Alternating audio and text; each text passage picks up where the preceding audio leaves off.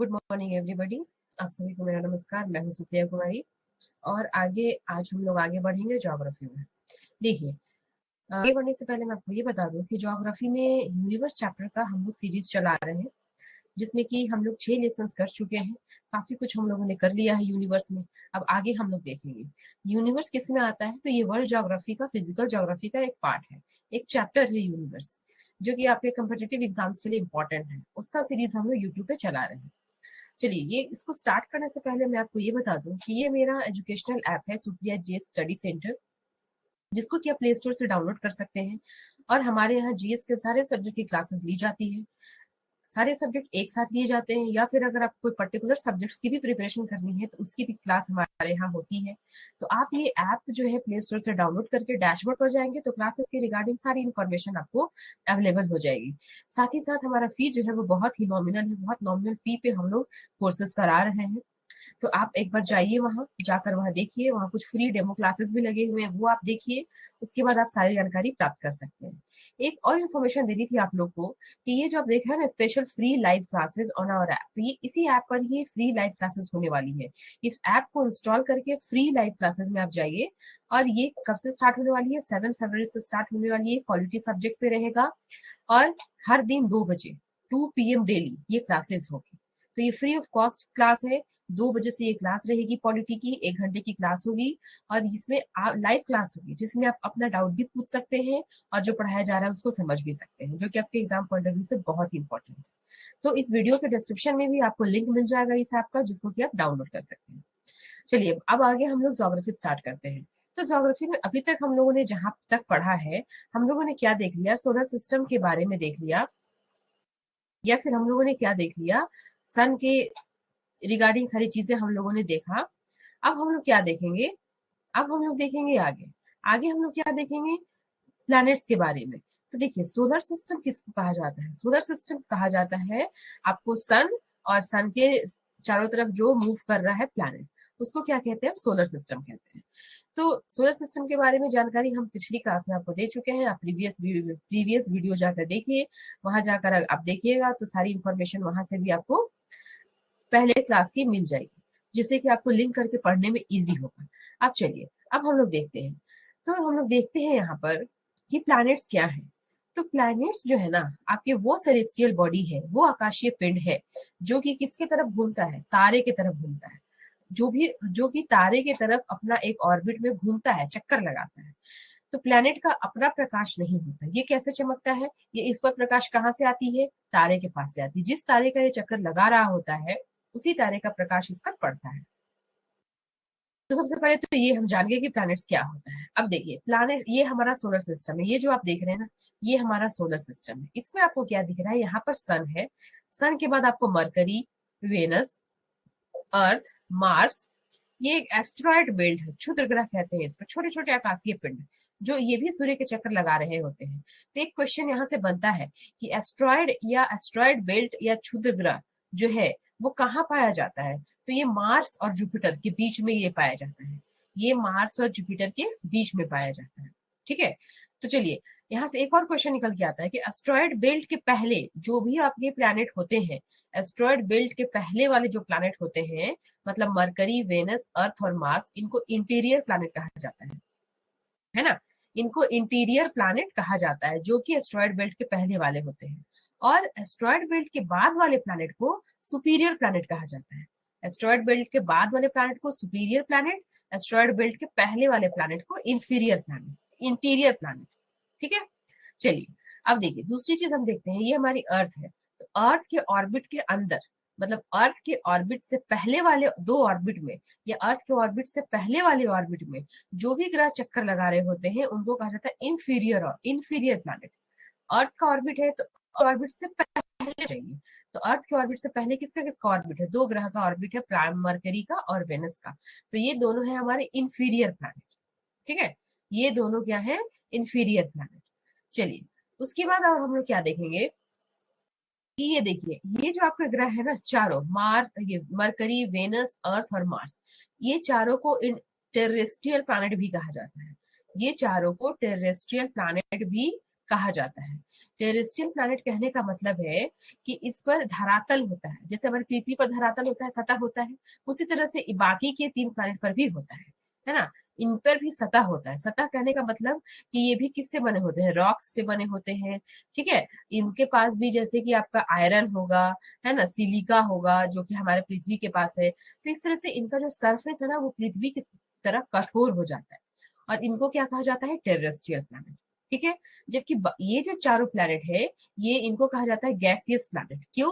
क्योंकि ये सब गैसों के बने होते हैं। इन सब में मैक्सिमम गैस है ना? तो इसलिए इनको गैसियस प्लैनेट कहा जाता है।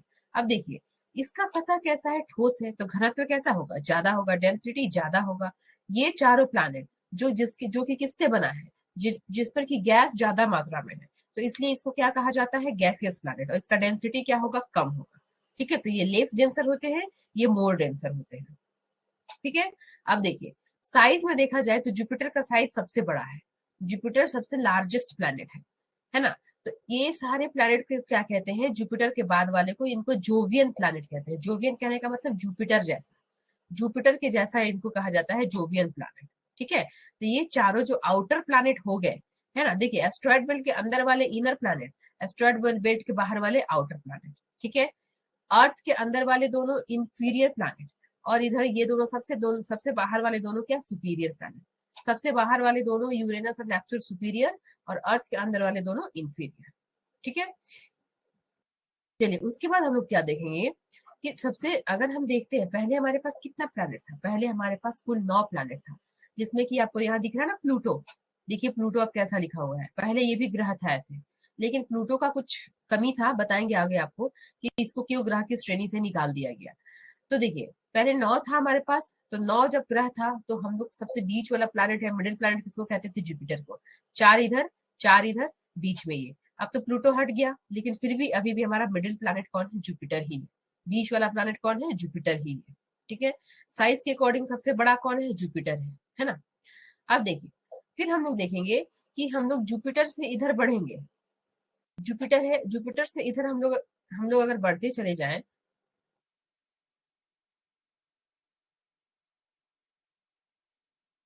हाँ, जुपिटर से हम लोग इधर बढ़ते चले जाएं तो बाकी आपको कितने प्लैनेट मिलेगा? सैटर्न, यूरेनस और नेपच्यून, 3 प्लैनेट मिलेगा। और जुपिटर से इधर कितना है? 4 प्लैनेट। लेकिन फिर भी मिडिल प्लैनेट किसको कहा जाता है? जुपिटर को ही कहा जाता है, ठीक है? ठीक है, तो फिर हम क्या करेंगे कि जैसे कि जुपिटर हमारा सेंटर में हो गया, अब जुपिटर से आप इस साइड बढ़िए या फिर इस साइड बढ़िए, दोनों में से किसी साइड अगर बढ़ेंगे तो प्लैनेट का साइज छोटा होते चला जाएगा। जैसे जुपिटर से छोटा सैटर्न, सैटर्न से छोटा यूरेनस, यूरेनस से छोटा नेपच्यून, है ना? इधर भी बढ़ेंगे तो जुपिटर से छोटा मार्स, लेकिन है एक एक्सेप्शन है, मार्स से छोटा अर्थ होना चाहिए, लेकिन ऐसा नहीं होता। अर्थ जो है वो मार्स से बड़ा होता है, ठीक है? फिर अर्थ से छोटा वेनस, वेनस से छोटा मरकरी। तो बीच साइज के हिसाब से जुपिटर किससे कहाँ आया? बीच में आया। इसके दोनों साइड हम बढ़ते जाएंगे जुपिटर से, तो प्लैनेट्स का साइज अपने आप क्या होता चला जाएगा? छोटा होता चला जाएगा। तो समझ गए यहाँ से? एस्ट्रॉयड बेल्ट के पहले वाले इनर प्लैनेट, एस्ट्रॉयड बेल्ट के बाद वाले आउटर प्लैनेट, है ना? एस्ट्रॉयड बेल्ट के पहले वाले चारों को बोलेंगे टेरेस्ट्रियल प्लैनेट, जो कि जिनका की सरफेस कैसा होता है? हार्ड होता है ना? Terrestrial planet. और एस्ट्रॉयड बेल्ट के बाद वाले क्या होता है? गैस का बना होता है, इसलिए इसको क्या कहा जाता है? गैस प्लैनेट, है ना? और इनको जोवियन प्लैनेट भी कहा जाता है। जोवियन प्लैनेट इसलिए कहा जाता है क्योंकि ये सब बृहस्पति के जैसे होते हैं, मतलब कि जुपिटर के जैसे होते हैं, है ना? स्ट्रक्चर में जैसे जुपिटर बना होता है किसका? गैस का, बाकी ये सब भी गैस के ही बने होते हैं, ठीक है? और इनमें क्या होता है? हाँ, गैसेस का थिक एटमोस्फेयर होता है, ज्यादातर आपका हीलियम और हाइड्रोजन मिल जाएगा। और लेकिन इधर वाले प्लैनेट पे टेरेस्ट्रियल प्लैनेट है, तो इसमें आपको क्या क्या मिलेगा? पहाड़ भी मिल जाएंगे, रॉक्स भी मिल जाएंगे, आयरन भी मिलेगा, सिलिका भी मिलेगा, ये सब भी मिलेगा, जो कि इनके सतह को कठोर बनाता है। जैसे जैसे जुपिटर से दोनों साइड किधर भी बढ़ेंगे, इधर बढ़ेंगे, आप बाहर की तरफ या अंदर की तरफ, प्लैनेट का साइज छोटा होते चला जाएगा। लेकिन एक्सेप्शन कौन है? मरकरी, मार्स, मंगल का, है ना? मंगल ग्रह जो है वो पृथ्वी से छोटा है। उसके बाद फिर इधर बढ़ते जाइए तो फिर वेनस जो है वो पृथ्वी से छोटा, मरकरी जो है वो वेनस से छोटा, ठीक है? तो इस तरह होते हुए चला जाता है। अब आगे हम लोग देखते हैं, आगे हम लोग क्या देखते हैं कि देखिए, प्लैनेट का जो ऑर्बिट होता है ना, जिसमें प्लैनेट घूमता है, वो पूरी तरह से सर्कुलर नहीं होता है। वो कैसा होता है? इलिप्टिकल होता है, एक्लिप्स के फॉर्म में इलिप्टिकल होता है, पूरी तरह से सर्कुलर नहीं होगा, ठीक है? अब इसमें आपको यही बताया गया है कि इनर प्लैनेट किसको कहते हैं, आउटर प्लैनेट किसको कहते हैं, इंफीरियर प्लैनेट किसको कहते हैं, सुपीरियर प्लैनेट किसको कहते हैं, ये सब आपको हम बता चुके हैं। अब देखिए हमारा इनर प्लैनेट में कौन कौन आएगा। इनर प्लैनेट में आएगा मरकरी, वेनस, अर्थ और मार्स। तो हम लोग यहाँ पर मरकरी, वेनस और मार्स के बारे में देखेंगे।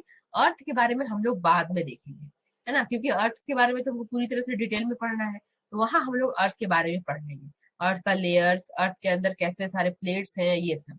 यहाँ पर हम लोग किसके बारे में जानकारी लेंगे, मरकरी, वेनस और मार्स के बारे में। तो सबसे पहले हम लोग चलते हैं मरकरी के बारे में पढ़ते हैं। मरकरी ग्रह कैसा है ना, बुध ग्रह कैसा है या मरकरी प्लैनेट कैसा है।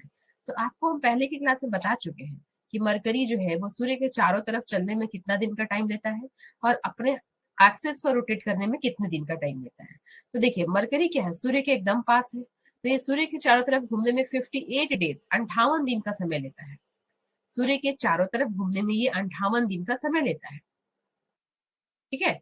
और अब देखिए आपको पहले वाली क्लास में सारा कुछ क्लियरली बताया गया है कि मरकरी जो है या फिर वेनस जो है, अर्थ जो है, वो कितने दिन का समय लेता है अपने एक्सिस पर चलने में या फिर आपका सूर्य के चारों तरफ चलने में। तो थोड़ा सा आप पहले वाला वीडियो देख लेंगे, है ना। यहाँ पे आपको हम नहीं बताएंगे क्योंकि पहले हम बता चुके हैं, थोड़ा सा पहले वाला भी आप देख लेंगे तो लिंकअप हो जाएगा, आपका प्रीवियस क्लास भी कवर हो जाएगा। आगे हम लोग देखेंगे मरकरी का जो सरफेस है ना, वो वहां पे आपको बहुत बड़े बड़े गड्ढे दिखेंगे, बहुत बड़े बड़े गड्ढे। तो जिससे कि अनुमान लगाया जाता है कि यहाँ पर एक बार गड्ढा हो गया तो हो गया, और काफी पहले इस पर गड्ढा हुआ होगा। गड्ढा कैसे होता है, जैसे हमारी पृथ्वी है, तो पृथ्वी से अगर कोई एस्ट्रॉयड टकरा जाए, है ना, कोई क्षुद्र ग्रह टकरा जाए पृथ्वी से आगे, तो क्या कर देगा, गड्ढा कर देगा। तो उसी तरह से मरकरी से भी कोई एस्ट्रॉयड टकराया होगा, तभी क्या है उसके पास बहुत बड़े बड़े गड्ढे हैं। जैसे कि गड्ढे हमारे मून में है, उसी तरह से गड्ढे कहाँ दिख जाएंगे, मरकरी में भी दिख जाएंगे। तो देखिए अब ये गड्ढे जैसे हुए हैं ना, अभी भी वैसे ही है। जैसे मून में जो पहला अंतरिक्ष यात्री उतरा था, उसके पैरों के निशान आज भी वैसा ही है, वो निशान भरा ही नहीं है, क्योंकि वहां एटमॉस्फेयर ही नहीं है। वहां जो चीज करके आ जाएंगे वर्षों तक वैसे ही रहेगा। तो इससे क्या साबित होता है कि मरकरी पर कोई एटमॉस्फेयर नहीं है ना, मरकरी पर एटमॉस्फेयर नहीं होता। और देखिए एटमॉस्फेयर नहीं होने के कारण ही दिन के समय मरकरी का तापमान बहुत ज्यादा होता है, लगभग 427 डिग्री सेल्सियस पहुंच जाता है दिन के समय, क्योंकि सूर्य के सबसे पास है। 427 डिग्री सेल्सियस इसका तापमान जाता है दिन के समय, और वही रात के समय इसका तापमान जाता है -173-75 डिग्री सेल्सियस। तो कितना डिफरेंस आ गया एटमॉस्फेयर नहीं रहने के कारण। ठीक है, एटमॉस्फेयर है ही नहीं, दिन में पूरा गर्म हो गया। अब एटमॉस्फेयर रहता तब तो उसके लाइट को, सूर्य के ताप को कंट्रोल करके रखता, रोक के रखता, बाहर जाने से रोकता। लेकिन जैसे ही सूर्य गया उसका सारा ताप भी चला गया, और मरकरी हो गया एकदम ठंडा, -175 डिग्री सेल्सियस हो गया उसका टेम्परेचर। इसलिए वहां पर लाइफ पॉसिबल नहीं है। ठीक है। अगर हम पृथ्वी से मरकरी को देखते हैं तो हमको ये कहाँ दिखेगा, वेस्टर्न पार्ट में देखेगा और ईस्टर्न पार्ट में देखेगा, है ना। मॉर्निंग और इवनिंग में अगर हम देखेंगे तो वेस्टर्न पार्ट में पृथ्वी के देखेगा दिखेगा, और हमको ईस्टर्न पार्ट में पृथ्वी के दिखेगा। ठीक है, क्योंकि पृथ्वी के आसपास वाले ग्रह को हम नेकेड आई से देख सकते हैं, जैसे मरकरी हुआ, वेनस हुआ, मार्स हुआ, इनको हम देख सकते हैं। तो बुध कहाँ दिखता है, वेस्टर्न और ईस्टर्न रीजन में, मॉर्निंग और इवनिंग में। ठीक है। चलिए मरकरी के पास कोई एटमॉस्फेयर नहीं होता है, आपको हम बता दिए, इसलिए इसका टेम्परेचर दिन में 427 डिग्री हो जाता है, लगभग 400 साढ़े 400 के आसपास, और रात में वही इसका टेम्परेचर -173 डिग्री सेल्सियस हो जाता है। ठीक है। अब देखिए मरकरी का जो साइज है ना बहुत ही छोटा है। हमारा सोलर सिस्टम का सबसे बड़ा जो सैटेलाइट है ना, या मून है, वो किसका है, बृहस्पति का है, गायनामेड। ये उससे भी छोटा है, ये गायनामेड से भी छोटा है ना। और शनि का सबसे बड़ा मून कौन सा है, टीटान, उससे भी छोटा है। लेकिन डेंसिटी उन सबसे ज्यादा है इसकी, क्योंकि ये किसका बना हुआ है, आयरन, सिलिका, ये सारी चीजों का बना हुआ है। तो डेंसिटी ज्यादा है लेकिन साइज क्या है इसका, छोटा है ना। अब देखिए एक आपका स्पेस क्राफ्ट था मैसेंजर करके, 2004 में क्या हुआ, ये स्ट्रक्चर देखा गया यहाँ पर, किसका स्ट्रक्चर, पायरोक्लास्टिक फ्लोज वल्कनिटी, मतलब वोल्केनो का, and water ice at Mercury pole. Volcano का और वाटर से बना हुआ आइस का, मतलब वाटर आइस, आइस तो वाटर से ही बनता है, कहाँ पर, मरकरी के पोल पर देखा गया ऐसा, है ना। तो ये हो गया मरकरी के बारे में, इतना ही याद रखना है आपको मरकरी के बारे में। अब हम लोग देखते हैं आगे वीनस। और ये देखिए एक और चीज, मरकरी जो है ना, ये भी क्या है, ब्राइट, चमकता है, चमकीला होता है, लेकिन वेनस से कम। सबसे ज्यादा ब्राइट कौन होता है, ब्राइटेस्ट? सन, फिर मून, तीसरे नंबर पे वेनस, और फिर आता है कौन, मरकरी। ठीक है। अब देखिए वेनस, वेनस क्या है, ब्राइटेस्ट प्लानेट में सबसे ज्यादा चमकीला कौन होता है आपका, ये वीनस होता है। इसलिए इसको मॉर्निंग स्टार भी कहा जाता है। मॉर्निंग स्टार या इवनिंग स्टार कहा जाता है किसको, वीनस को, क्योंकि ये सबसे ज्यादा चमकीला ग्रह होता है। ठीक है। और ये देखिए प्लानेट में सबसे ज्यादा चमकीला ये होता है, ऐसा क्यों होता है, वीनस के पास भी तो अपना लाइट नहीं है, फिर भी ये सबसे ज्यादा चमक रहा है, जबकि मरकरी जो है वो सूर्य के पास है, सूर्य के सबसे पास में, तो सबसे ज्यादा चमकीला तो मरकरी को होना चाहिए था, लेकिन सबसे ज्यादा ब्राइटेस्ट कौन है आपका, ये वीनस है। ऐसा क्यों है, देखिए वीनस का जो सरफेस है, वीनस का जो एटमॉस्फेयर है, वो किसका बना हुआ है, वो बना हुआ है सल्फ्यूरिक एसिड का।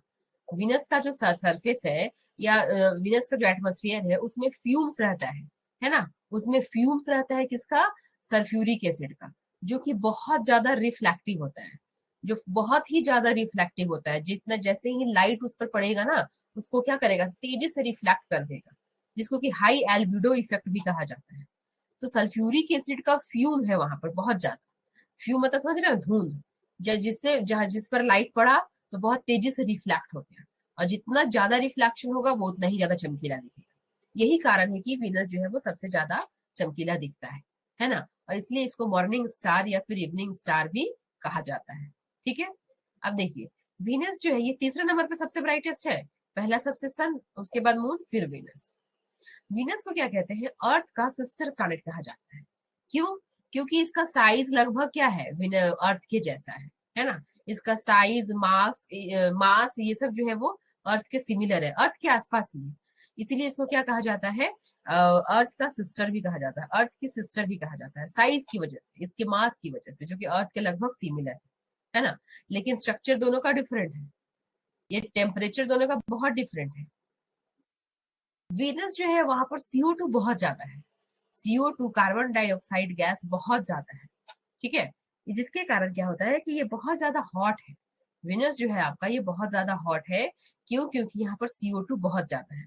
तो देखिए CO2 ज्यादा होने के कारण क्या होता है कि जैसे ही सनलाइट आया विनस में, सनलाइट आया, तो सनलाइट आया और आने के बाद जो इसका टेम्परेचर होता है सन का, सन का जो भी टेम्परेचर विनस में पहुंचा, तो ये टेम्परेचर पूरी तरह से बाहर नहीं जा पाया, इसको CO2 कैप्चर करके रख लिया, क्योंकि इसके एटमोस्फेयर में पूरा CO2 भरा हुआ है।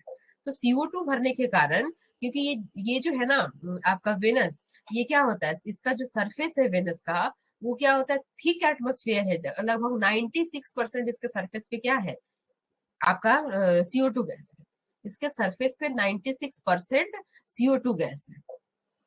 ठीक है। तो देखिए CO2 गैस होने के कारण क्या होता है कि जो भी टेम्परेचर सन से आया वो टेम्परेचर वापस नहीं जा पाया, वो CO2 उसको ट्रैप करके रख लिया, है ना, CO2 उसको ट्रैप करके रख लिया उसके टेम्परेचर,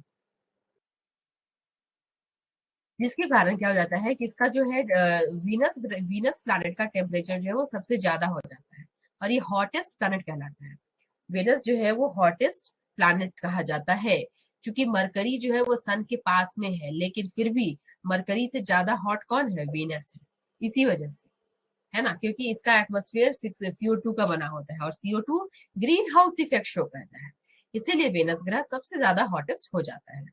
अब आगे हम लोग देखते हैं वेनस में एक दिन कितने दिन का होता है, पृथ्वी के कितने दिन का, वेनस जो है वो अपने एक्सिस पर चक्कर लगाने में कितने दिन का समय लेती है, वीनस जो है वो अपने एक्सिस पर चक्कर लगाने में 243 दिन का समय लेती है, और सूर्य के चारों तरफ चक्कर लगाने में 224 दिन का समय लेती है। मतलब कि इसका एक दिन एक साल से भी बड़ा होता है ना, एक साल हो जाता है लेकिन फिर भी एक दिन कंप्लीट नहीं होता, समझ रहे हैं ना, एक साल कंप्लीट हो गया लेकिन एक दिन कंप्लीट नहीं हुआ। ये अपने एक्सिस पर चक्कर लगाती है कितने दिनों में, 243 दिनों में, और सूर्य के चारों तरफ चक्कर लगाती है 224 दिनों में। ठीक है। उसके बाद आपको इसके पहले वाले क्लास में बताए हैं, रोटेशन वगैरह सब बताए हैं, सारा ग्राफ कैसे रोटेट करता है ना, सूर्य के चारों तरफ चक्कर कैसे लगाता है और अपने एक्सिस पर चक्कर कैसे लगाता है। तो सूर्य के चारों तरफ सारे ग्रह एंटी क्लॉकवाइज चक्कर लगाते हैं, सूर्य के चारों तरफ, यानी रिवोल्यूशन एंटी क्लॉकवाइज होता है, और अपने एक्सिस पर सारे ग्रह जो है अपने एक्सिस पर भी एंटी क्लॉकवाइज चक्कर लगाते हैं, लेकिन किसको किसको छोड़कर, जिसमें अस लगा हुआ है, जैसे वीनस, और एक कौन सा है अस वाला, यूरेनस। दोनों, ये दोनों क्लॉकवाइज रोटेट करते हैं। वीनस और यूरेनस ये दोनों क्लॉकवाइज रोटेट करते हैं, बाकी के ग्रह एंटी क्लॉकवाइज रोटेट करते हैं। ठीक है, चलिए अब वेनस को क्या कहा जाता है, मॉर्निंग स्टार और इवनिंग स्टार। ये आपको बता ही चुके हैं कि वेनस को मॉर्निंग स्टार कहा जाता है और क्या कहा जाता है, इवनिंग स्टार भी कहा जाता है ना। तो ये हो गया आपका वेनस। अब देखिए हम लोग किसके किसके बारे में देखे, हम लोग देख लिए मार्स के बारे में और वेनस के बारे में, और थोड़ा सा हम लोग इन्फॉर्मेशन ले लिया कि किसको कहते हैं इनर प्लानिट और टेरेस्ट्रियल प्लानिट किसको कहते हैं, है ना। और टेरेस्ट्रियल प्लानिट होने के साथ साथ और क्या है कि आपका कौन जो है वो गैस का बना हुआ है, किस पर रॉक्स वगैरह होता है। ठीक है, तो ये सारी चीजें हम लोग देख लिए हैं। एक चीज और है, मरकरी और मार्स दोनों का, मरकरी और वेनस जो हम लोग अभी पढ़े, दोनों का मून नहीं होता, यानी कि दोनों का अपना कोई सैटेलाइट नहीं है, ना तो मरकरी का सैटेलाइट है और ना ही वेनस का सैटेलाइट है ना। तो देख लीजिए मरकरी में याद रखने वाली क्या क्या क्या चीजें हैं। मरकरी में याद रखने वाली चीजें ये है कि मरकरी पर कोई एटमोस्फेयर नहीं है। एटमोस्फेयर नहीं रहने के कारण दिन के समय में बहुत गर्म, रात के समय बहुत ठंडा हो जाता है ना। और मरकरी पर एटमोस्फेयर नहीं रहने के कारण ही बरसों पहले जो इस पे गड्ढा हुआ था, आज भी वो गड्ढे क्या है, वैसे ही है, वैसे के वैसे ही पड़े हुए हैं वो गड्ढे आज भी। ठीक है, एटमोस्फेयर नहीं रहने के कारण, ये आपको याद रखना है। फिर क्या है, मरकरी भी क्या होता है, ब्राइट है लेकिन किससे कम है, वेनस से कम है। जब हम लोग अर्थ से देखते हैं तो मरकरी कहाँ दिखता है, वेस्टर्न और ईस्टर्न पार्ट में, है ना। मरकरी जो हमको क्या दिखता है, वेस्टर्न रीजन और ईस्टर्न रीजन में, या तो अर्ली मॉर्निंग में दिखेगा या फिर अर्ली इवनिंग में दिखेगा, वेस्टर्न और ईस्टर्न रीजन में। उसके बाद हम लोग क्या देखें, मरकरी के बाद वेनस के बारे में देखें।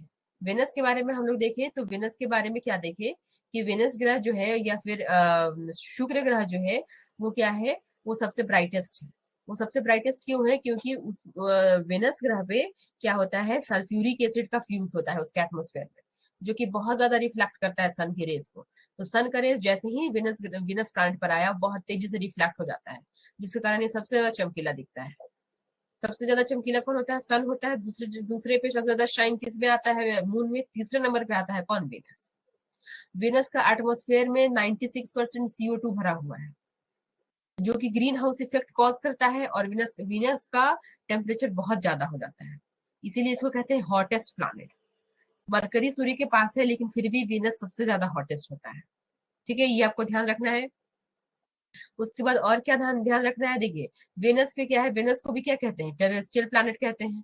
और वेनस पे देख रहे हैं गैस बहुत ज्यादा है, 96% CO2 ही है, इसलिए इसका एटमॉस्फेरिक प्रेशर भी बहुत ज्यादा होता है। वेनस वेनस प्लैनेट का एटमॉस्फेरिक प्रेशर भी बहुत ज्यादा होता है। अर्थ पे जितना एटमॉस्फेरिक प्रेशर होता है उसका 92 टाइम्स वेनस पे एटमॉस्फेरिक प्रेशर होता है, वेनस के एटमॉस्फेयर में।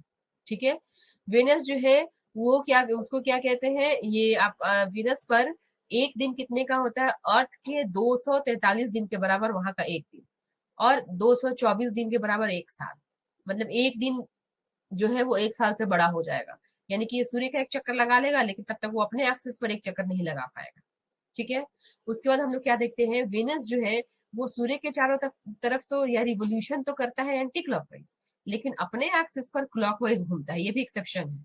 आस वाला जो प्लैनेट है वेनस, यूरेनस, याद करने के लिए आपको बता रहे हैं, ये अपने एक्सिस पर क्लॉकवाइज चक्कर लगाता है। क्वेश्चन पूछ देगा कि ऐसे कौन से ग्रह, दो ग्रह हैं जो अपने एक्सिस पर एंटी क्लॉकवाइज चक्कर लगाते हैं अपने एक्सिस पर, या जो क्लॉकवाइज डायरेक्शन में रोटेशन करते हैं, तो वो कौन हुआ, वेनस और यूरेनस। ठीक है, वेनस को क्या कहा जाता है, मॉर्निंग स्टार और इवनिंग स्टार वेनस को कहा जाता है।